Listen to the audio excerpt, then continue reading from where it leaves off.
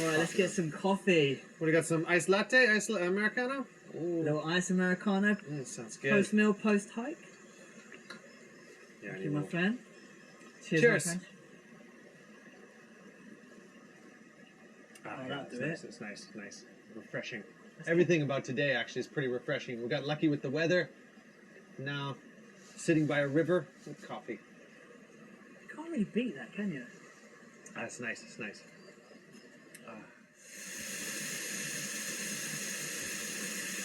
So, Julian, I'm interested actually about your story. How did you end up in Korea? So, I don't know, maybe there's like two groups of foreigners. Ones who intended to end up in Korea and some who just ended up here. And I'm in that group. But I finished my PhD in history, and then after, I needed money. And I was applying for jobs for like 5, 6, 7 months. I couldn't get in. I couldn't quite get a job. I taught English in Taiwan like 10 years ago. So I knew I could maybe teach in Asia. And then I came over here to take a university job, originally for 1 year. And I've been here now almost 6. So that was my start. So why have you been here for 6 years? Yeah, then I got here and life was pretty good and I liked it, and I was getting into running and hiking more in the mountains. And I think about 1 year after I came here, I tried my first trail race.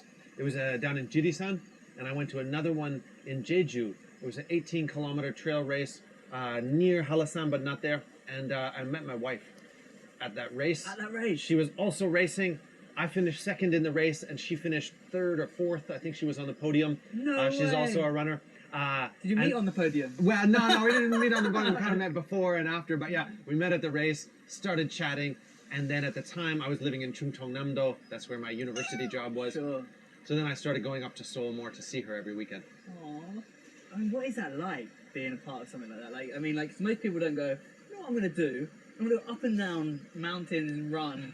Yeah. For 18 kilometers. Like, what about that is? Yeah, true. That does it for you. I had been into cycling. I got into cycling when I was living in Europe, in Edinburgh, riding with like proper cyclists and getting fit. When I came here, I started to do different stuff. So I got into running a little bit, almost as a way to stay fit for cycling.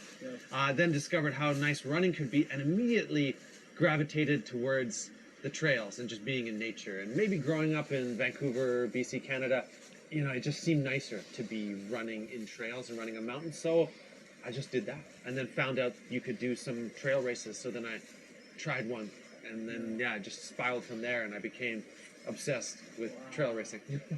For me, with all the mountains nearby, every mountain has a trailhead.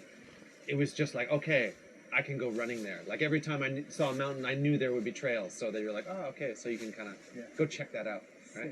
If you ever go to a road race, like I did my first half marathon at the DMZ half marathon in Chorwan, and then I did my first marathon at Chuncheon Marathon, one of the big ones. But there's like 15,000 people there.